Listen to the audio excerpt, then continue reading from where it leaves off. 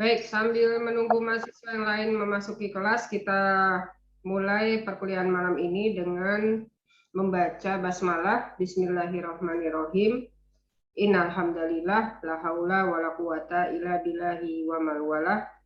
Asyhadu alla ilaha illallah wahdahu la syarikalah wa asyhadu anna Muhammadan abduhu wa rasuluh. Amma ba'd. Assalamualaikum warahmatullahi wabarakatuh. Waalaikumsalam warahmatullahi wabarakatuh. Pertama-tama kita panjatkan rasa syukur serta puja dan puji hanya kehadirat Allah Subhanahu wa Ta'ala yang sudah memberikan izin dan ridhonya sehingga kita bisa berjumpa lagi di pertemuan perkuliahan di mata kuliah Hukum Internasional. Mudah-mudahan perkuliahan berjalan lancar, tidak kendala apapun, terutama soal jaringan. Pertama-tama saya tidak menyalakan kamera karena bandwidth-nya sedang low. Tadi siang juga mengajar mata kuliah pengantar ilmu hukum, itu 2 kali loss jaringan ya. Itu padahal sudah mematikan kamera. Jadi untuk kelancaran perkuliahan malam hari ini saya tidak menyalakan kamera. Mudah-mudahan ikhtiar ini bisa mengurangi putus ya, kerap kali putusnya jaringan pada saat perkuliahan sedang berlangsung. Juga tidak lupa kita sampaikan salam dan sholawat kepada Nabi kita, Nabi Allah Muhammad Sallallahu Alaihi Wasallam beserta keluarga dan para sahabat beliau. Senang sekali hari ini saya bisa berjumpa lagi dengan mahasiswa semua. Dan sebelumnya saya minta maaf kepada kelas pagi karena tadi pagi tidak ada perkuliahan dikarenakan saya kurang sehat. Alhamdulillah sudah minum obat beberapa kali sehingga malam ini sudah lebih baik ya keadaan saya, jadi bisa mengajar kembali. Alhamdulillah. Bagi mahasiswa yang tidak dapat hadir pada perkuliahan malam hari ini, nanti bisa tetap mendapatkan materi kuliahnya dengan cara menyimak di video YouTube ya, seperti biasa seperti itu. Bukan berarti kemudian mahasiswa yang kuliah hari ini tidak bisa menyimak, boleh-boleh saja menyimak ya, bisa ditonton berkali-kali sehingga pemahamannya lebih sempurna.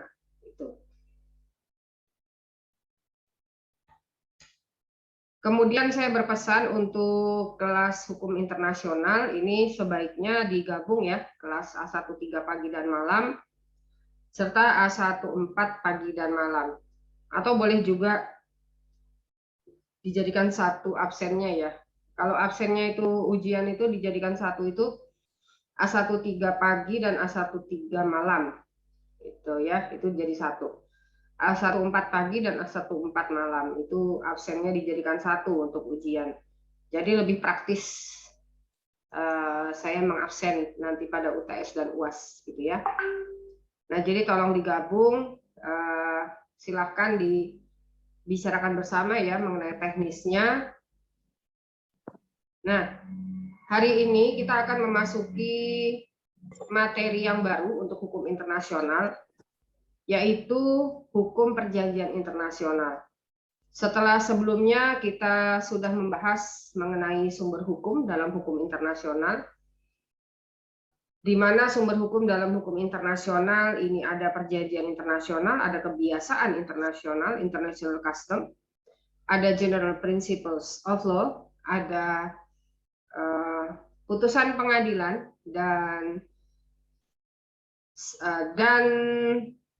ahli yang diakui kepakarannya. Kita akan membahas yang pertama. Sebetulnya sudah dibahas ya pada saat membahas sumber hukum dalam hukum internasional, namun tidak secara terperinci. Nah, hukum perjanjian internasional ini merupakan mata kuliah tersendiri sebetulnya. tidak dijadikan satu dengan hukum internasional karena hukum perjanjian internasional ini agak lumayan panjang penjelasannya sehingga membutuhkan 1 semester untuk membahas ini. Namun karena perkembangan hukum di Indonesia sangat pesat sehingga memerlukan ruang lebih di Fakultas Hukum untuk dibahas. Beberapa lembaga negara baru lahir, gitu ya. Nah ini mahasiswa Fakultas Hukum juga wajib mengetahui, maka sudah sejak mungkin 4-5 tahun yang lalu, hukum perjanjian internasional ini tidak lagi berdiri sendiri menjadi mata kuliah khusus, tetapi pembahasannya digabung dengan hukum internasional. Gitu ya. Nah tentu saja banyak hal yang tidak dibahas secara detail di dalamnya karena sebetulnya ini harus dibahas dalam 1 semester, tapi kita membahasnya hanya dalam 1 pertemuan. Maka diharapkan mahasiswa ini juga bisa berperan aktif, ya, aktif untuk belajar mandiri, sebab ini sudah mahasiswa ya, bukan siswa lagi. Itulah perbedaannya. Kalau siswa itu pemberian materi belajarnya itu masih diberikan oleh guru, tapi kalau mahasiswa ini dituntut untuk belajar mandiri, ya. Apalagi dalam kurikulum MBKM, Merdeka Belajar Kampus Merdeka, di mana dosen di dalam kelas itu berperan sebagai fasilitator dan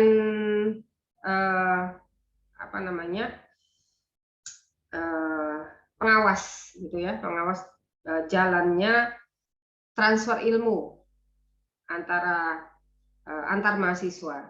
Nah, jadi dalam MBKM ini mahasiswa diberikan peran yang lebih di kelas untuk aktif, gitu ya, aktif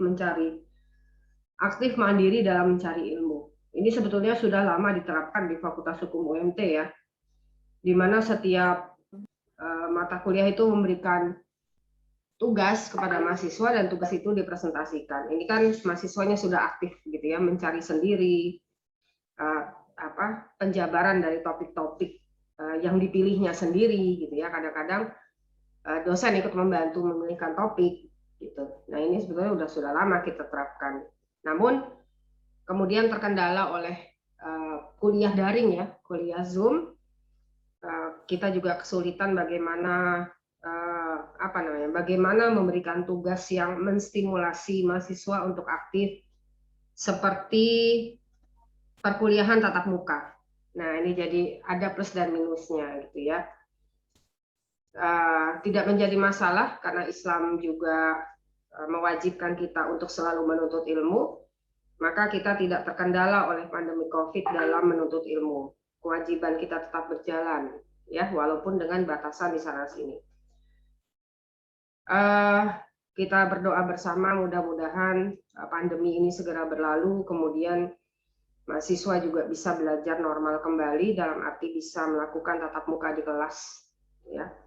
Dan mudah-mudahan dalam waktu yang tidak lama, apabila kita sehat semua, ya, kemudian sarana prasarana juga memungkinkan, kita bisa kuliah tatap muka untuk hukum internasional dan berjumpa di Fakultas Hukum, gitu ya. Ini perlu juga ini mahasiswa semester 3 ke Fakultas Hukum, jangan sampai nggak tahu fakultasnya di mana, tidak pernah ketemu dosen-dosennya, gitu ya. Nah nanti akan kita rancang. Nanti akan terus terang saya lupa untuk minta ruangan untuk hari Minggu pun ada kendala, gitu ya. Jadi memang lupa. Nah insya Allah minggu ini akan saya komunikasikan dengan pihak fakultas bahwa hukum internasional apabila tidak ada halangan, tidak ada rintangan, semuanya sehat, nggak ada banjir dan lain-lain, kita bisa pinjam ruangan, bukan pinjam sebetulnya ya, menggunakan ruangan di Fakultas Hukum untuk kuliah tatap muka hukum internasional, ya. Baik. Sebelum kuliah dimulai kita berdoa dulu. Bismillahirrahmanirrahim. Allahumma inni as'aluka ilman nafi'an wa rizqan thayyiban wa amalan mutaqabbalan. Ya Allah, sungguh hamba bermohon kepadamu ilmu yang bermanfaat, rizki yang baik, dan amalan yang diterima. Amin ya rabbal alamin. Sebagaimana yang sudah kita bahas minggu yang lalu, hukum perjanjian internasional merupakan salah satu cabang hukum dari hukum internasional yang juga merupakan sumber hukum dalam hukum internasional. Kenapa hanya hukum perjanjian internasional yang dijadikan mata kuliah khusus dari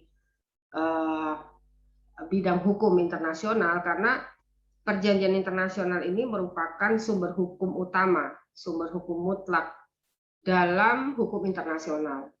Jadi kita tidak ada tidak ada kita pembahasan sumber hukum yang lain selain hukum perjanjian internasional. Hukum perjanjian internasional ini spesial, istimewa, gitu ya. Nah, maka dia harus dibahas secara khusus. Apakah perjanjian internasional itu? Perjanjian internasional dalam Konvensi Wina 1969 disebut juga sebagai treaty, adalah suatu persetujuan yang dibuat antar negara dalam bentuk tertulis dan diatur oleh hukum internasional. Apakah dalam instrumen tunggal atau dua atau lebih instrumen yang berkaitan, dan apapun nama yang diberikan padanya. Jadi perjanjian internasional atau treaty ini adalah persetujuan yang dibuat antar negara dalam bentuk tertulis. Nah, antar negara ini bisa satu negara dengan satu negara, bisa antar negara yang berada dalam satu kawasan regional ya, kita sudah bahas minggu yang lalu, atau antar banyak negara multilateral. Nah, ini treaty namanya. Yang proses pembuatan perjanjian internasionalnya diatur oleh hukum internasional.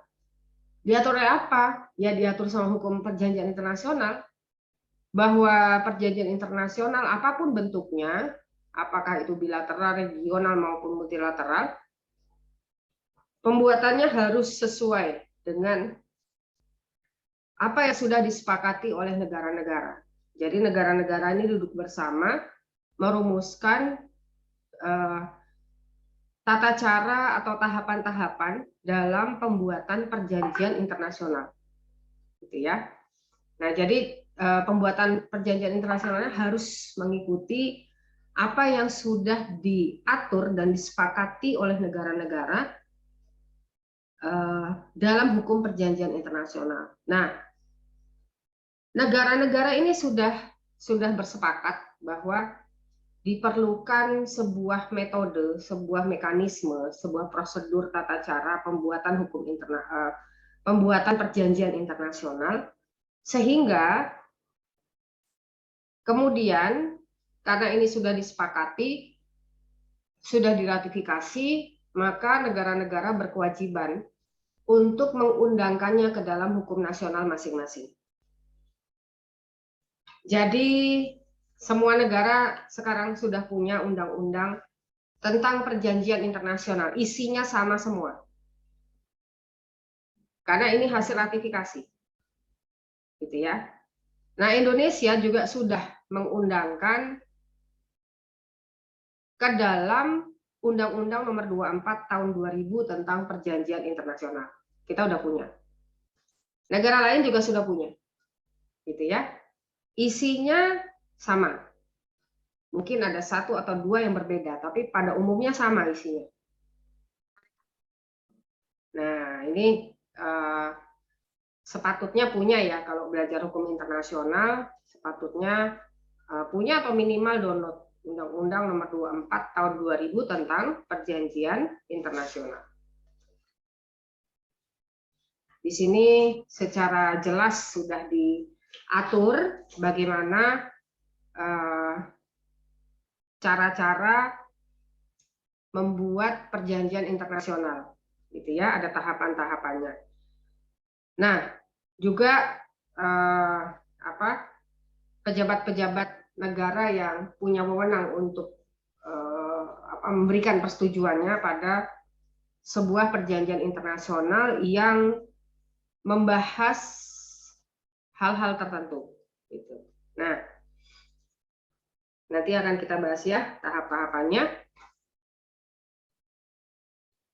Perjanjian internasional ini juga sudah diundangkan ke dalam Undang-Undang Nomor 37 tahun 1999 tentang hubungan luar negeri. Di sini perjanjian internasional adalah perjanjian dalam bentuk dan sebutan apapun yang diatur oleh hukum internasional dan dibuat secara tertulis oleh pemerintah Republik Indonesia dengan satu atau lebih negara, organisasi internasional atau subjek hukum internasional lainnya, serta menimbulkan hak dan kewajiban pada pemerintah Republik Indonesia yang bersifat hukum publik. Nah, ini definisi perjanjian internasional berdasarkan Undang-Undang Nomor 37 tahun 1999 tentang hubungan luar negeri. Ini ada pengertian yang berbeda ya tentang perjanjian internasional dalam Konvensi Wina dan dalam Undang-Undang tentang hubungan luar negeri. Nah, dari dua pengertian ini kita bisa menarik kesimpulan bahwa perjanjian internasional itu harus memenuhi unsur-unsur. Yang pertama adalah semua perjanjian. Jadi perjanjian internasional itu yang pertama adalah semua perjanjian. Mau itu bilateral, regional, multilateral, semuanya adalah perjanjian internasional. Yang kedua, perjanjian internasional dibuat oleh negara sebagai salah satu subjek hukum internasional. Jadi para pihaknya harus negara. Negara dengan negara. Akan lain sebutannya kalau antara negara dengan subjek hukum yang lain. Ya. Nah, yang ketiga, diatur oleh hukum internasional. Dari dalam pembuatan perjanjian internasional diatur oleh hukum internasional. Yang mana? Ya, yang hukum perjanjian internasional, bukan yang lain. Karena cabang hukum atau subbidang hukum dari hukum internasional itu banyak. Ada hukum laut, ada hukum pidana internasional, hukum perdata internasional, hukum diplomatik dan konsuler, hukum lingkungan internasional, arbitrase, dan lain-lain. Gitu ya. Nah, yang dimaksud diatur oleh hukum internasional ini ya diatur oleh hukum perjanjian internasional yang sudah diratifikasi oleh negara-negara anggotanya dan juga sudah diundangkan ke dalam hukum nasional masing-masing negara. Yang keempat, berisikan ikatan-ikatan yang mempunyai akibat-akibat hukum. Jadi perjanjian internasional itu sifatnya mengikat bagi negara-negara yang sudah meratifikasi. Artinya, ada hak dan kewajiban. Ada hak dan kewajiban bagi negara-negara yang sudah meratifikasi perjanjian internasional dalam soal tertentu. Gitu ya. Kemudian, sebetulnya apa fungsi perjanjian internasional? Yang pertama, perjanjian internasional ini berfungsi sebagai guidelines bagi dasar kerjasama antar negara. Jadi pedoman. Menjadi pedoman bagi negara-negara dalam melakukan kerjasama. Apapun bentuk kerjasamanya, apakah kerjasama di bidang perdagangan, kerjasama di bidang pendidikan, kerjasama di bidang pertukaran kebudayaan, kerjasama di bidang pelatihan militer bersama, ya semuanya ini memerlukan perjanjian internasional. Jadi butuh pedoman, ya. Yang kedua, fungsi perjanjian internasional itu adalah untuk mengatur berbagai kegiatan. Kegiatan apa ya? Semuanya. Kegiatan apapun itu. Termasuk kegiatan misalnya mengirimkan diplomat dari satu negara ke negara lain. Ini juga diatur dalam hukum perjanjian internasional. Kalau di Indonesia, kegiatan untuk melakukan pertukaran diplomat atau duta besar itu diatur di Undang-Undang Nomor 37 Tahun 1999 tentang hubungan luar negeri. Gitu ya. Nah, kemudian seperti apa ciri-ciri perjanjian internasional?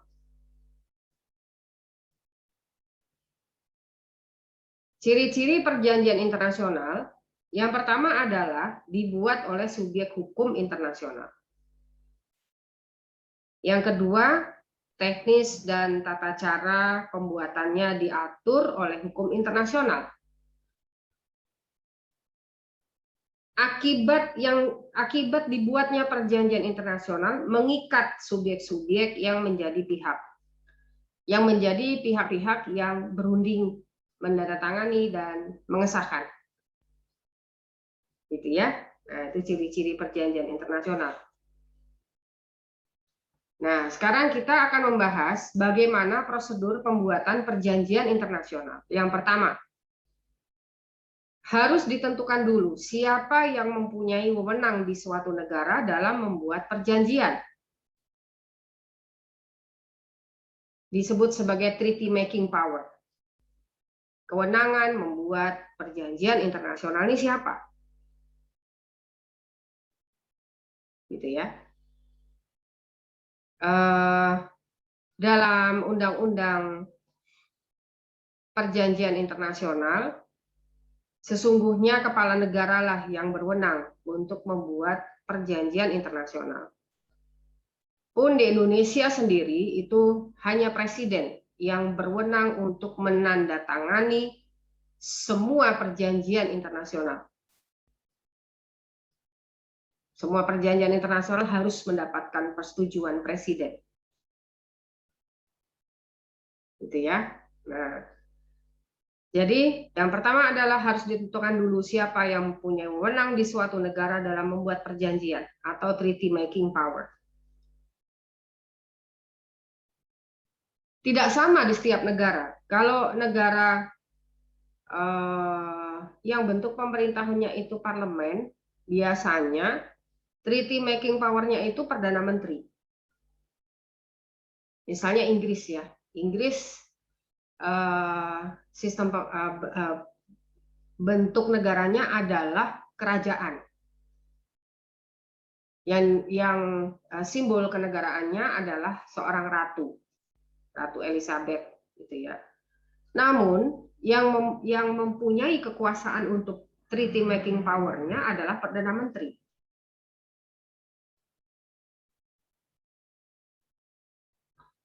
Bagaimana kalau presiden atau Perdana Menteri berhalangan hadir dalam sebuah konferensi internasional? Maka presiden bisa menunjuk pejabat tertentu. Bisa menunjuk wakil kalau satu delegasi negara atau wakil-wakil negara. Delegasi negaranya banyak, lebih dari satu. Untuk berunding atas nama pihak yang berwenang. Nah, ini tidak bisa sembarangan berunding atas nama pihak yang berwenang. Karena perundingan ini pasti delegasi-delegasi negara membawa kepentingan negaranya masing-masing. Maka seorang delegasi negara atau delegasi-delegasi negara, kalau lebih dari satu, dia harus menguasai ilmu diplomasi. Jago lobbying. Pakar negosiasi. Tidak boleh ada cacat di masa lalu. Karena cacat di masa lalu oleh seorang atau beberapa delegasi negara itu bisa digunakan sebagai alat penekan bagi negara lain untuk delegasi negara itu menyetujui apa yang diusulkan oleh negara lain, gitu ya. Karena bisa jadi apa yang diusulkan itu bertentangan dengan kepentingan negaranya sendiri.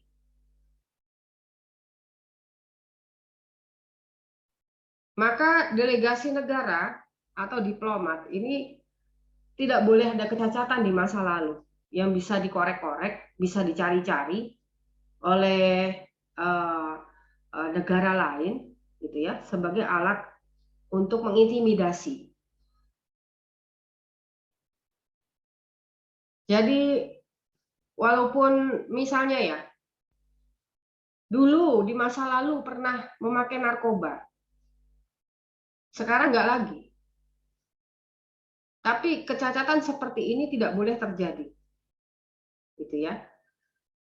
Betul-betul dicek kehidupan masa lalunya, harus bersih. Nah, ini tentu saja bertentangan dengan apa namanya ya, dengan sifat manusiawi ya dari orang itu, bahwa manusia itu kan tempatnya hilaf dan lupa. Nah, tapi hilaf dan lupanya seorang diplomat di masa lalu itu tidak boleh sampai menjadi sebab negara lain menekan dia, gitu. Ya boleh-boleh aja hilaf dan lupa di masa lalu, tapi jangan menjadi senjata misalnya ya. Ya misalnya hilaf di masa lalu yang tidak bisa atau kecil kemungkinannya dijadikan alat penekan ya. Misalnya pernah ditilang gitu ya. Nah, itu kan bukan kejahatan, itu pelanggaran.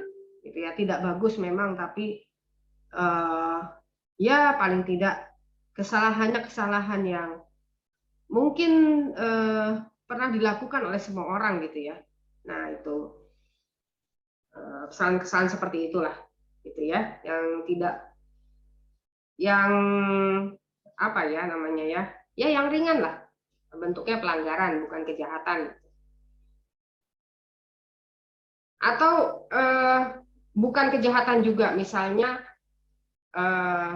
Indonesia mau berunding dengan Amerika, dengan Inggris ya tentang hal tertentu. Indonesia mau ngirim delegasi negaranya, wah harus diselidiki dulu nih delegasi negara Indonesia nih masa lalunya seperti apa gitu. Jangan sampai di masa lalu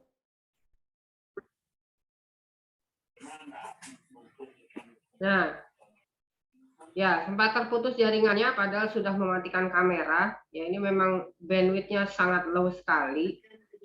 Very low. Ya, kita lanjutkan ya. Misalnya, oh ternyata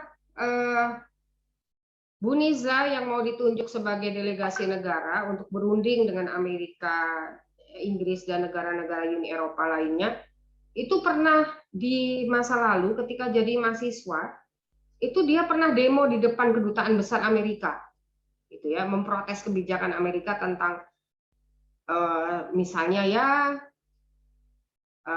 ikut campur intervensi Amerika terhadap Irak misalnya ya. Nah, itu Bu Nisra pernah demo, nggak bisa, jangan diutus karena yang Karawaci.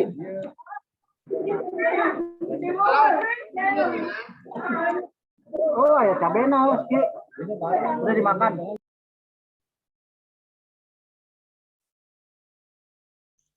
Nah ya, karena pasti negara lawan, sebetulnya bukan lawan ya, negara tempat Indonesia akan berunding gitu, itu sudah tahu latar belakang Bu Nizla di masa lalu seperti apa. Gitu. Oh dia pernah mendemo kedutaan besar Inggris tentang ini ya gitu ya. Nah itu dia udah tahu tuh. Nah jangan dikirim, Bu Nizla jangan dikirim ke perundingan yang itu, gitu kan, perundingan yang lain aja gitu kan. Nah itu ya, jadi perlu diteliti dengan sungguh-sungguh. Gitu. Nah, yang kedua ditunjuk wakil, bisa satu orang, bisa beberapa wakil negara atau delegasi untuk berunding atas nama pihak yang berwenang. Ketiga, penunjukan tersebut harus dilengkapi dengan surat penunjukan resmi, namanya surat kuasa atau full powers. Jadi ketika delegasi negara itu datang ke sebuah konferensi internasional, dia harus bawa full powers dari negaranya. Bahwa dia ditunjuk negaranya, atas nama negaranya berunding di sebuah forum konvensi internasional. Ya sudah pasti bawa kepentingan negara Indonesia. Dan harus tetap seperti itu selama perundingan berlangsung. Jangan sampai kesepakatan yang dibuat oleh negara-negara itu merugikan kepentingan Indonesia. Namun kadang-kadang karena jalan perundingannya alot, lama, sehingga memerlukan voting gitu ya. Nah, voting, kalau sudah voting itu kepentingan negara maju itu kan berbeda dengan kepentingan negara berkembang. Ya kalau voting negara berkembang kalah karena jumlah negara maju itu lebih banyak dari negara berkembang. Tuh, maka dalam salah satu bukunya Profesor Huala Adolf, itu guru besar hukum internasional dari Unpad, mengatakan bahwa kebanyakan perjanjian-perjanjian internasional yang bentuknya multilateral itu mengakomodir kepentingan negara maju. Karena kalau voting kalah negara berkembang. Gitu ya. Nah, nanti akan kita bahas, namun dalam Undang-Undang Nomor 24 Tahun 2000 tentang Perjanjian Internasional, sebuah negara itu diberikan wewenang untuk menolak satu atau beberapa pasal dalam mengundangkan hasil ratifikasi, ya. Itu akan kita bahas nanti. Nah, yang keempat, setelah wakil atau wakil-wakil negara berkumpul, dimulailah pembuatan perjanjian internasional dengan tahapan-tahapan sebagai berikut. Yang pertama, negotiation atau perundingan. Yang kedua, signature atau penandatanganan. Yang ketiga, ratification atau pengesahan.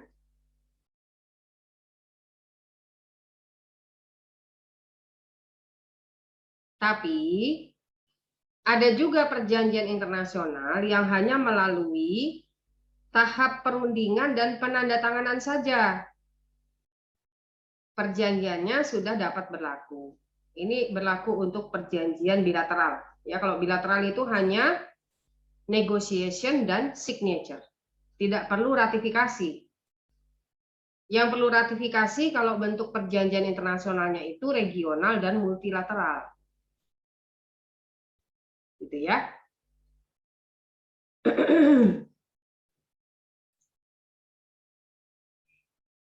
Ya. Ya, memang sinyalnya tidak bersahabat ya satu harian ini. Ya, nggak apa-apa. In and out nggak apa-apa, dimaklumi. Ada beberapa istilah bagi perjanjian internasional. Ada yang menyebut sebagai treaty, traktat ya.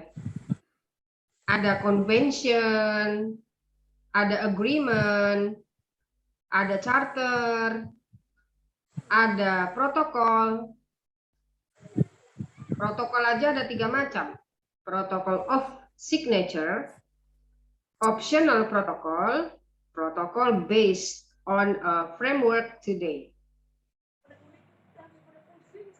Ada declaration atau deklarasi, ada final act, ada agreed minutes and summary records, ada memorandum of understanding, ada arrangement, exchange of notes, proses verbal, and modus vivendi. Banyak sekali istilah perjanjian internasional. Ya. Nah, istilah-istilah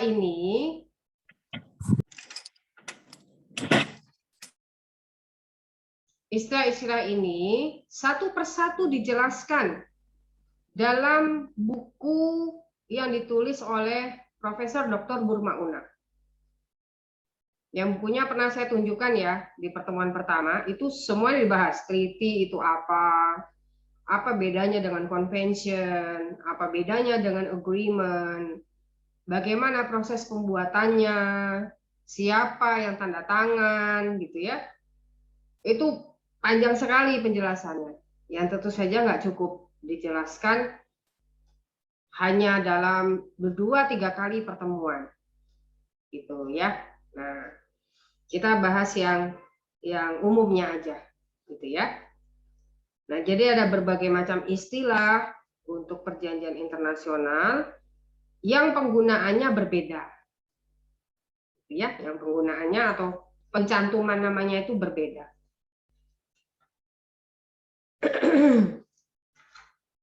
Baik, waktunya sudah hampir habis.